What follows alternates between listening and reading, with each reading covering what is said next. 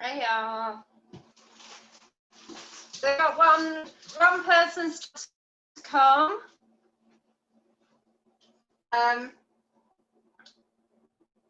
Chris, not quite connected properly yet.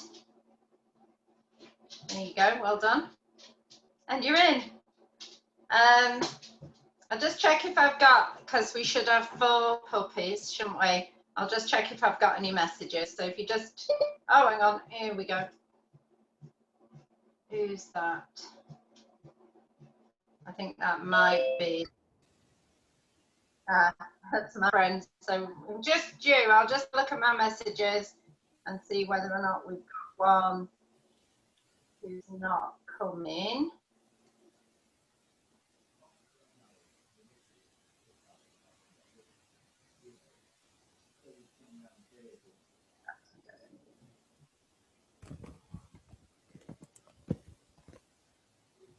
All right, well, we'll make a start. There's no messages as yet. First of all, how are you all getting on is really important to me, because if you're not well, who's still on sound? If you're not doing well, I need to know, because we need to get on top of the problems now. So be brutally honest. Let me have it. Okay. So we're going to go with Chris first, and also just so that I can change your names. We've got one. Just so that I can change your names on your things, if you remind me of your puppies' names. So Chris is first, if you want to mute yourself. So it's Rufus. And how are you getting on? Well, you've been mainly at home with him. Yeah, he's doing good. We've been trying to get him to lay down. He doesn't like to do that. We're still struggling with getting that command. He started barking a lot as well. Don't really know why either. Well, as soon as you start making his food, he's barking at you to give him it instantly. Yeah. Out like that.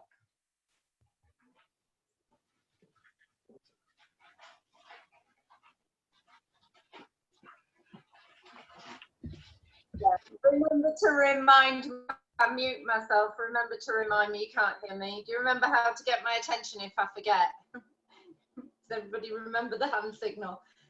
So I was just about to do that then. But yeah, we'll have a look at demand, they call it demand barking, and we'll have a look at the reason why that happens and what you can do about it. So that's fab, it gives me a good idea. Okay, and Selena, you're up next.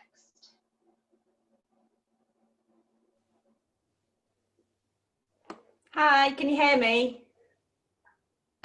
Yeah. So the one thing that really works for us is I've got a mat on his bed, and so when I think he's had enough and he gets nippy, I tell him it's quiet time, downtime, put all his toys away, and he just goes over to his mat and his bed and he'll just stay, which I think works really well with him, because obviously he's going to be a big dog. So that's one thing I found that really works, and works for my mum as well, when obviously I'm at work, and obviously works for my husband, so going well. Brilliant, love it. I love a little bit of good feedback, I love that. Any problems? Anything you're worried about? No. Oh, sorry, I've muted you.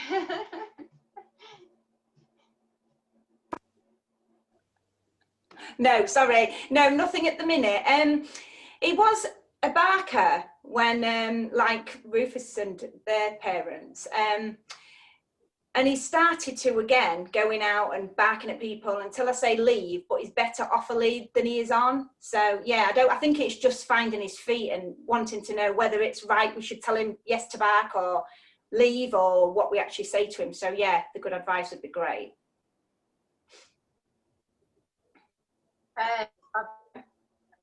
All right, Tina, you're up. Morning, everyone. Yeah, we're going all right, I think. I've had the early morning starts are getting better. It's about 5:10 now, which is great because that coincides with hubby getting up. So we can't moan about that. She doesn't get weekends. Yeah, the barking. We've had that a lot with Roxy this week. So she does bark. If we don't hear a whine or we don't notice she's gone to the back door, she'll bark to get our attention to go out, which is great. But then she'll just bark for what we don't know why. She's been fed, she doesn't want anything else, she's got attention. So we're not quite sure, a bit like Rufus's mum and dad, we're not quite sure as to why she's barking. It definitely ramps up. I'm working from home and I've had a lot of Teams meetings this week, and you can guarantee that's when the barking really ramps up. So I know that's probably attention, but she's barking at her food at the minute because she's doing the pushing thing, which is fine. But yeah, other than that, she's doing okay. I feel, because I've been so busy with work, that I've neglected her a little bit during the day. So I think she can smell the treats, I think. But it seems to be going okay. What have we got? What's this? Your pest. Oh, puppies. They're designed to drive us crazy, aren't we? Yeah, you're supposed to have a really hard time with pups. I'm sorry, but yeah, barking sounds like it's a good subject. So, Laura. And I've forgotten to ask everybody their puppy's name. Yeah, we've had a bit of an up and down week. She really did not like the rain yesterday. We had a lot of accidents in the house yesterday and this morning, which was not, like, nearly sent me over the edge yesterday. She's better this morning. We've been on a walk this morning to the shop. And then she got very muddy in the garden, so she had a bath. She's all right. She gets really excited and she barks when we play with her, but she's not barking for sort of any other reason. She's getting better with her biting. Like, we're trying to be like both really brave and sort of like what's acceptable and what's not. And then like when she's not biting to hurt, but she's just like testing her boundaries, we're sort of that's good, and like stroking with her other hand to keep her calm. She's been in the living room all this week on a night and she slept really, really well. So she's going to move into the kitchen this week as like final destination. So she's doing really well. It's just my own little insecurities and not coping very well, but it's just me. She's been really good, really. I can't fault her. She's doing really well on her training and on her lead. So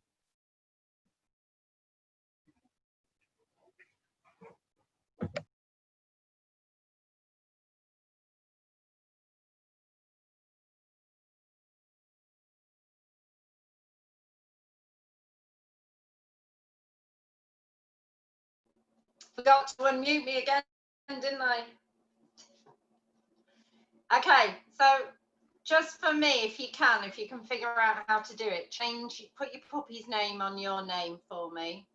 The way that you do that is if you click on your own picture, you should have options at the bottom to rename.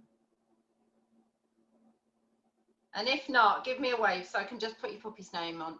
The reason why is if I want to get your attention and tell you how to do something, it's easier if your pup's name is there, because I won't remember them. I don't do names. I've got a medical condition that means I have a problem with names. They dropped me on my head when I was little. So if you can figure out how to do it for me, and I'll just do mine, because I've decided to call myself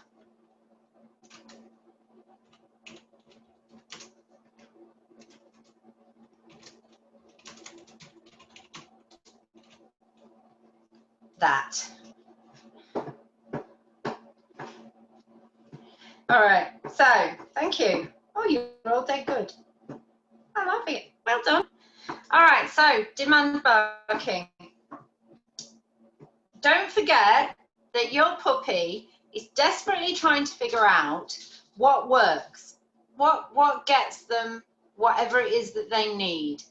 And the most important for puppies is making sure that their needs are met at all times. Yeah, so their emotional, physical needs are met. They're now at the stage where they've started to realize that you are actionable, that you can be caused to provide them with those needs. And that's fantastic. That's brilliant. That means they're starting to understand that you are a separate being, that you exist other than as just an object. All right. But it also means that they are trying a behavior which is not necessarily going to be appropriate for the future. Okay. And that behavior could become very irritating. So a good example for me would be Twiggy went through a stage, and she tries it even now, sometimes she'll try it, that when I'm prepping the food for them all, that she will start to do this really high-pitched whine. And it's a sign that she's frustrated, she'd rather not wait, she's excited. And the whine was becoming worse. It was being fed by the fact that, to begin with, before I realized what was happening, I would rush to get the food to her. Now, if you think about it from the dog's point of view, the last thing that they're doing before the food arrives is the whining. And for your puppies, it's the same problem. Yeah? They feel like they need something. We don't necessarily know what that need is. But if that need is fulfilled immediately while that behavior is being offered, that behavior is going to become the behavior that they go to. It's going to be the one that they use. Okay? So if they are feeling that they need your attention, they're a bit bored, and barking has worked, then they're going to, if you look at them and you talk to them, or you go and try and shut them up, you've given them attention. So you've made that likelihood of that barking more likely to happen. So there's two things you can change. You can either try and get ahead of the behavior and think, well, in this situation, so in, one person said, when I'm trying to do my Zoom calls or trying to do my meetings, that's when the puppy will start shouting to get my attention. Then in that particular situation, you know it's likely to happen. Could you, for example, give the puppy something to do before you take your meeting? So give them a chew toy to empty, or a cardboard box to rip up, something that's going to keep them busy, so that they don't start thinking, oh, I need my person's attention. Or you'll see quite often when I'm doing these Zoom training classes, Dodo doesn't want to just lay on his mat. He wants to come, and I will give him attention as long as he's not nagging and being silly. And if he is nagging and being silly, I'm going to pop him out of the way so that he can't keep getting attention for the behavior I don't like. Does that make sense to everybody? Give me a thumbs up if you're hearing me. So the first thing we can change is the picture. We can change getting something else in so the puppy doesn't practice that behavior. The second thing we can change is the consequence from the puppy's point of view. So don't forget, if he keeps getting what he thinks he needs by doing that behavior, then that behavior is going to get worse. All right? So instead of trying to make them quiet, instead of looking at them, instead of trying to direct them to do something else, how's about we just make it really clear with our body language that that behavior isn't going to work?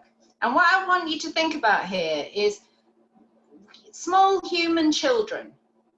Yeah, when mummy's trying to have a conversation with somebody, quite often they will come up and they will grab hold of her shirt and they'll be tugging at her shirt saying, "Ma'am, ma'am, ma'am, ma'am, ma'am, ma'am." And you will see that parent go, "What?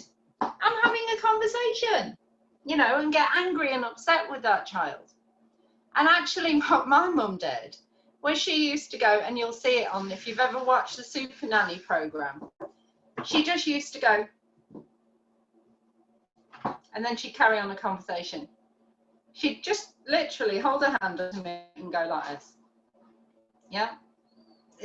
we're not talking, talk to the hand. I'm talking to somebody else right now, all right? So redirecting them to go and do something else. We're going to learn how to do that, but we're not quite there yet. All right, so that's another alternative consequence to the barking. But quite often just saying, no, it's not going to happen. What I then though is if the puppy does see that you absolutely are not going to give attention, have a north eye on what they're doing. Don't ignore completely, because they will do something that you can reinforce. Yeah, you might see them go and lay on their bed and cry. Oh yeah, well that's when I'm going to go and put food right next to them. I want them to make that choice. I want them to think to themselves, oh, right, so now it's not going to work. Nah, what shall I do instead? Oh wow, my own came and gave me some attention for doing that. Yes, then they might come over and start the whole process again. You might find that you've got to ignore them again, but it's important that you do get that idea to them that demanding your attention is not going to work. All right. So the other thing we're going to learn is a little cue called go away. And we'll practice that just now. All right. So go away just means, and you can call it whatever you like, but remember on this video, these might be seen by other people. So if you are intending to teach your puppy a swear word to send them away from you, then don't practice it on this video. My dogs do know a certain phrase which tells them that I'm not available. Okay, so I'm going to call it go away for now. All right, and we've got demo dog today is going to be Twiggy, whose nickname is Twiggy Wiggy Woo Woo. Oh, I need a bigger space because she's a big person. Okay, so what I'm going to do, she's interested in me now, isn't she? She wants to be with me. Yeah, she's excited. She wants attention. I'm going to just not look at her. I'm not interested in her. I'm going to make sure the food is still and it's out of view, so that's not making her want to be close to me even more. And I'm going to look at her. I'm going to say, go away. And then I'm going to throw food over there away from her. Okay? Go away. You see that she's, I might angle the camera for you a little bit. Oh, bring the camera down here. Dropping you. In theory. There we go. Have I turned myself off? Honey.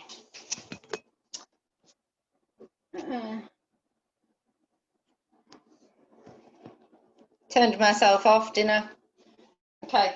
So I'm going to look at her and say, go away. And she says, I'll go away, but I'm only going to go away this far. And that's fine, because the food's going to be over there. All right? Go away.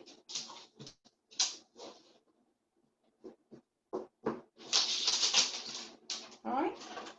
So I want the food to go.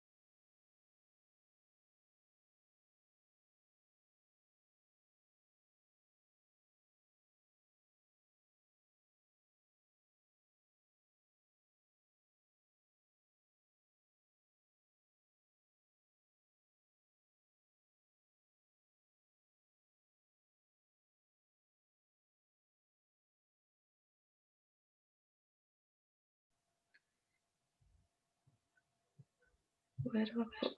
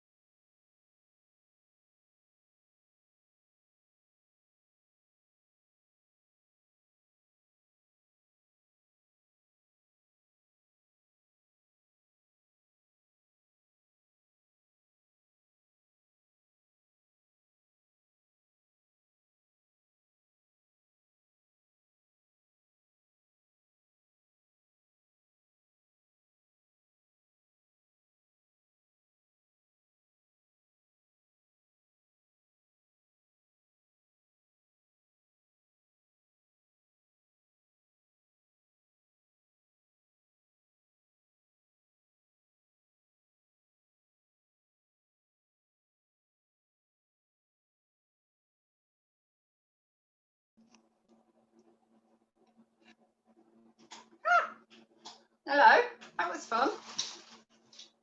So I was trying to put Sammy on the spot then, but I don't think she got the message. She either got it and ignored it, or she's not feeling very well. So she turned me down. That was odd. So I've got obviously internet connection, but my phone's decided that it doesn't know anything about the internet. Very weird. So I'm on mobile data now. So I hope that you're getting enough of a signal for it not to be too irritating. Can you hear me all right and see me all right? Happy. All right. So yeah, so the aim is to teach them a cue, which means I'm not available right now. The only place to get anything from is away from me. Yeah. So rather than leaving them with this vacuum, not knowing what to do, and then putting a whole load of behaviours into that vacuum, which could be irritating behaviours, which we're likely to respond to, what we're going to say to them is, the only way to get anything from me right now is to go away from me, is to move away from me. Okay? Right, so today we're really supposed to be doing leads, and that slowed us down a little bit, hasn't it? But leads are, I think, and working with an owner on a lead, one of the hardest things. And one of you mentioned that you were getting more barking when you were on lead out in the wild. That doesn't surprise me, because quite often the pup is a little bit worried about the world and they don't quite know what to do about it. And one of the signs of them being unsure can be barking, and one of the signs of them being frustrated that they can't go over to that new thing and get more knowledge and more information about it can be barking. What we don't want to be doing when they're in a new environment and they're looking at a new thing is getting distracted and getting angry with a behavior, because that behavior, I want you to view it as a symptom of the underlying emotion. I want you to think of it as you know, if you were to tell your puppy off for barking, it'd be like telling me off for sneezing when I've got a cold. It can't be helped. It's just a symptom. What can we do about it though? We can recognize that there's either frustration that the puppy can't move towards, and that's why they're more likely to be barky and frustrated when they're on a lead. They can't move towards that situation. Well, let's just try and explain to them, which is one of the things we're going to be doing now, that you can get closer to the things that you want to investigate, but there's certain rules about how to get there. And the other thing is that we can, if we think that they're anxious, that they're unsure about that situation, we can help them move further away from it. So without using the lead. So I think that that barking issue in that particular circumstance, hopefully some of this will help. Yeah, just thrown me a little bit, all of that faffing about. I hope you're with me and you're sticking with me. I'm all a bit kerfuffled. All right, so first thing then to think about with leads is quite often people will have leads which are too short. You're making a lot of noise. Can you go on your bed? Good girl. Go on your bed because you're just banging your tail about. Good girl, stay there. People will quite often have leads which are too short. So the problem with that then is the puppy doesn't get to choose to be with the person. The lead kind of forces them to stay close to the person, and that can lead to frustration and it can be upsetting. You know, it's not a nice experience for the pup. So what I want you to think about is when you are standing up normally and holding the lead on your belly and it is attached to your dog, that lead should be able to dangle. So when they're right next to you, come here babe, get there so they can see it.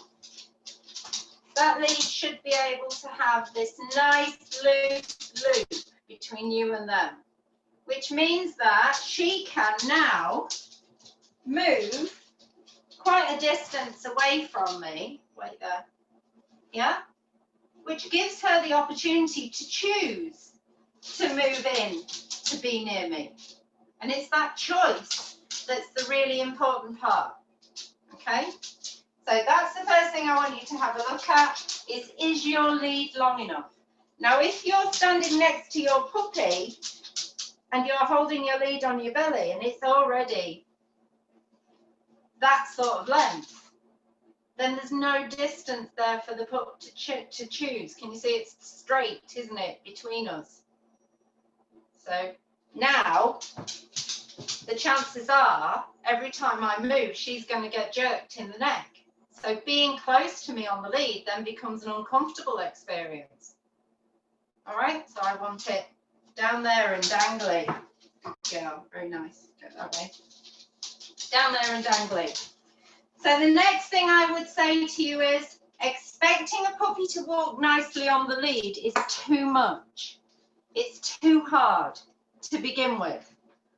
We want our puppies, first of all, to process the world, to really take the world in.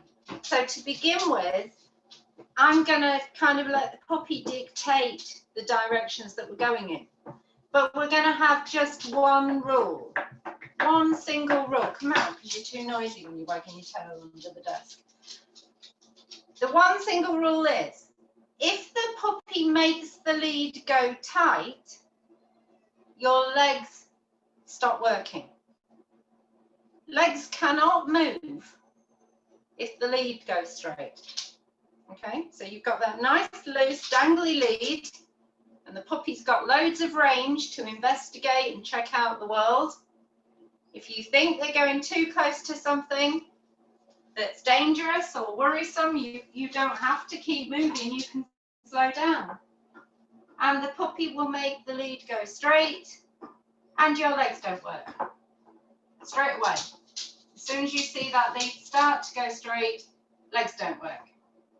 What we're going to do then is we're going to wait for the puppy to turn around and ask us, well, why aren't we moving? As soon as they glance at you, you're going to say, oh, hello, have a piece of food. Right next to me, or right next to my feet. Okay, and when they're still with you, and you've got that nice smiley lead joining you together, then you can move. You can either choose to move towards that thing that they were interested in, or if you think it's a dangerous thing and you don't want them to investigate, you can choose to move away. Now, teaching your puppy to be on the lead with you and to walk nicely with you and pay attention to you all of the time, that takes time. But we're going to play some games that are going to help it to move ahead a bit faster. Okay. I think lead walking and teaching your puppy to walk with you nicely on the lead has got to be one of the things that takes the longest time to teach and needs the most patience from owners. Yeah, and it's also one of the things that I think we get so frustrated about so easily, and you're going to hear so much rubbish on the internet about how to do it. Anything that tells you to yank or pull or force or hold your dog close to you when you're walking, I want you to ignore all of that. The aim is, and now I've used up all my data for the month. Let's just see whether or not the internet will let me in. Excuse me.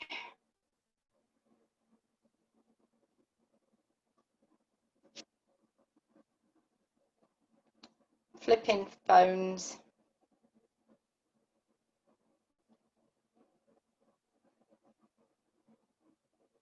Okay. All right. Well, we'll stick with it. If I suddenly cut off, it's because my data's run out, and I apologise for that. All right. So the first game is going to be when your puppy looks at you. Yeah, doesn't matter where they are in relation to you, you're standing still. When they look at you, food goes right at your feet, right between your feet. The second that they look up at you again, right between your feet. Now, we're not going to use the food to try and get them to look at us. I want your food hiding, either up on your chest or behind your back. Wait for them to look, When they're looking in your eyes or looking at you, food goes down onto the floor. That's the first game. That's all I want you to do. I'm just going to grab some more treats.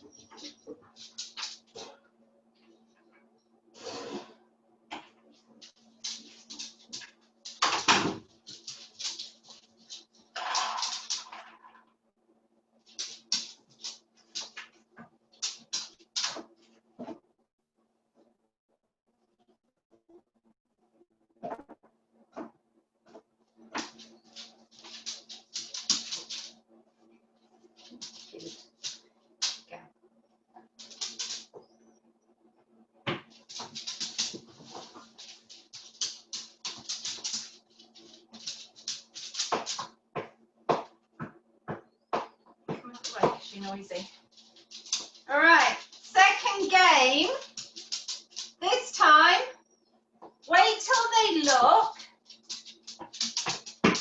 take a step and put the food next to the side of one of your legs. And I want it to always be the same leg. It doesn't matter to me which leg you choose, but I want you, if you're putting it down the left side, use your left hand, and if you're putting it down the right side, you use your right hand, but stick to one leg once you've chosen your leg.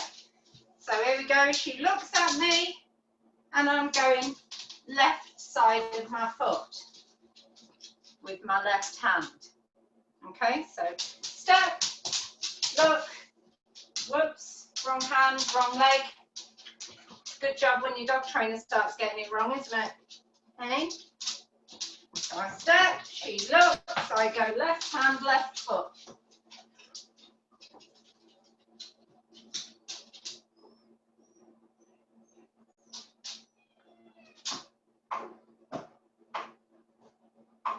Okay, so we're not asking them to move, we're just looking for the look. The food will finish the movement behaviour towards you. That's why you're putting it right next to your foot.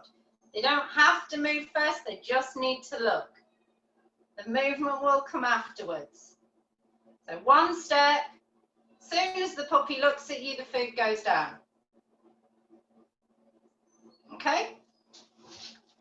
Beautiful. All right, now we're going to go, when you look at me, I'm going to go 1, 2, and immediately put that food down. As soon as they look, you should be able, your puppy now should start to think, oh, there's going to be food, she moved. Don't worry about waiting for them to come, put the food straight down. So they look, while you're still, you move, food straight down. Don't worry if they don't move, just put that food down, let them see that you've done it.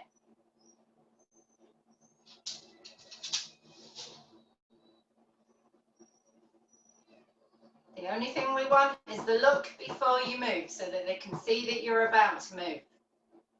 Okay? Better. As soon as they look, then we're going to go step, step, and treat on the floor.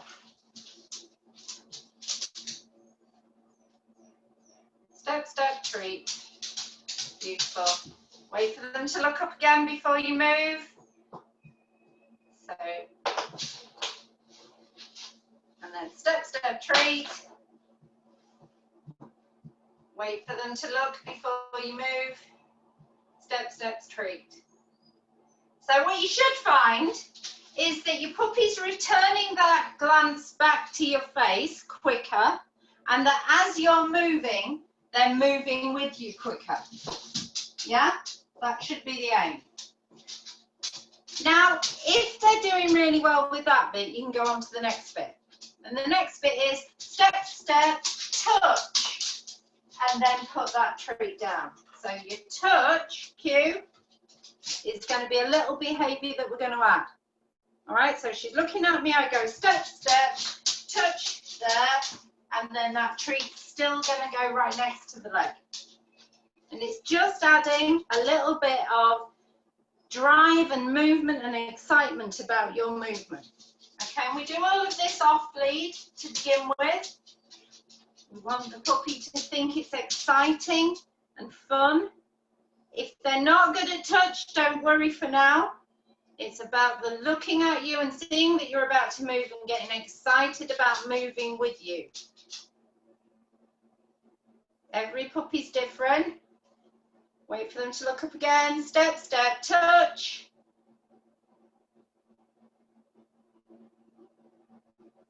And then treat right next to your foot. Beautiful. Okay, so we would progress that to adding more steps, and sometimes when you've had the touch, adding some steps after as well. So we go from, she's looking at me, I can move, offer the touch, move a bit more, and then give that treat. So come back over here so they can see you. They're looking at me, I move, touch, move a little bit more, and give that treat. Yeah, so I haven't got the room to keep moving. But the aim would be, slowly, to instead of it just being a still piece of food on the floor, it's going to stay in your hand and they're going to move a little bit with you while you're giving them the food. Now, I know with tiny puppies that's really awkward because it means, it's all right for me with my tall dog, isn't it? But it means that you'll be moving with your hand down here to give them that treat. So the reason I want movement while you're giving them that treat is quite often puppies will start to learn to stop to get the treat, because it's the last behaviour that works. So to begin with, the game is get excited to follow the person, get excited to find the feet, because that's where the food is going to be. So you start to keep track of the feet. We're getting attention and looking at your face. And then we're going to start bringing that hand target in, because at some point, when they're a bit better, and they're a bit more sensible with it, that hand target is going to help them to find the right position and to move with you. Yeah? So, but you need to go carefully through each stage, make sure that your puppy's keen and interested and excited about being with you.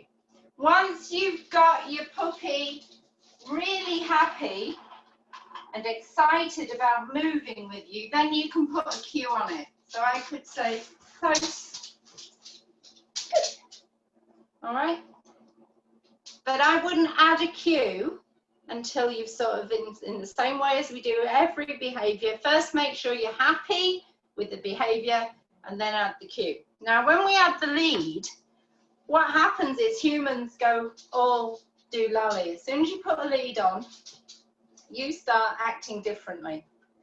All right. So to begin with, what I want you to do is put the lead on, but don't use it. Don't put any hands in there. Go right back to the first stage. So if your puppy's looking at you, treats are going to go right at your feet. We're ignoring the lead. We're not doing anything at all with the lead. Then you can do the next stage. If your puppy's looking at you, one step and treat right next to your foot. She's just dangling the lead. Go through all of them stages until your puppy's happy to follow you with the touch, with the lead dangling, and then you can start picking the lead up. All right?